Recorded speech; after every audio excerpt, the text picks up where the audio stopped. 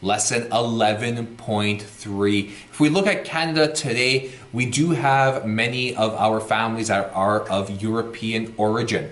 That's because Canada encouraged immigration from Europe. We're going to take a look at how the government did that to affect Canadian identity. So stick around and let's learn something.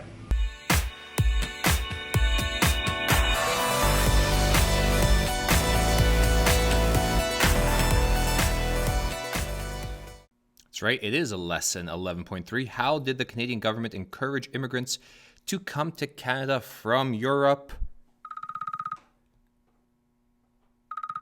That's Canada calling. So before we get into this, we need to take a look at what has already been happening.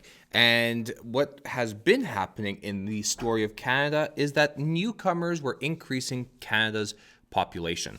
And the newcomers that were coming out, they brought their own language, their customs, their culture, their new ideas, and a new way of thinking.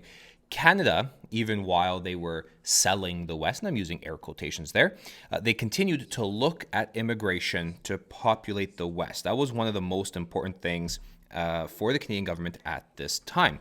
How are we going to do this? Well, we need to spread the word. And Clifford Sifton, who is a member of parliament from Manitoba, he was the Minister of the Interior from 1896 to 1905. And it was his task, it was his goal to attract immigrants to the West. So they created millions of posters and pamphlets in all kinds of different languages so that they could reach as many people as possible. They brought in foreign journalists to tour Canada. They sent speakers to other countries to spread the word of what it's like to live in Canada. And they used Canadian icons to spark interest. So like they would tour with these stuffed buffalo just so that they could get people talking and interested in coming to Canada. And they specifically targeted three areas.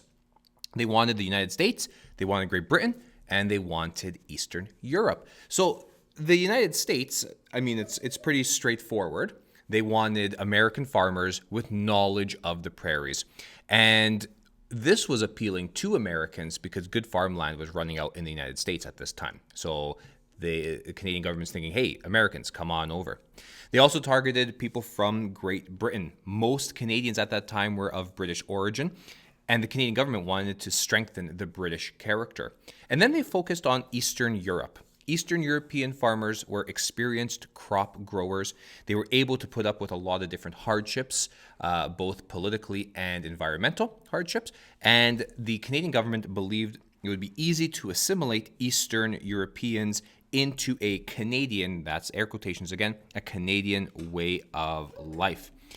But this was betraying a promise made during Confederation. The government wanted English-speaking newcomers, and they stayed away from advertising the West to the Canadiens. The government had a vision of one nation with one language, and the Francophones began to feel cheated. And the Francophones that were living in the West, they were being outnumbered due to the recent arrival of all of these non-French-speaking immigrants. But there was a trap. That's what is known as the move out west, was seen as a trap. Life was way harder than the Canadian government advertised. There was some false advertising happening there, go figure. Immigrants, they needed to build a shelter before the winter hit, and the prairies provided little trees for them to build suitable shelters. So instead, they focused on building sod houses. Sod houses are essentially slabs of soil, grass, and roots. And this worked really well until it rained. The rain was soaked up by these sod houses, and it continued dripping indoors for days after a storm. They would eventually start building wood-framed homes once these farmers started making some sort of profit. But the profit that they were making was so little that they couldn't afford to go back home to their mother countries, so they remained in Western Canada, and that's why Western Canada was seen as a trap. All right, I want you to head over to your notebooks and complete the questions for this part of the chapter.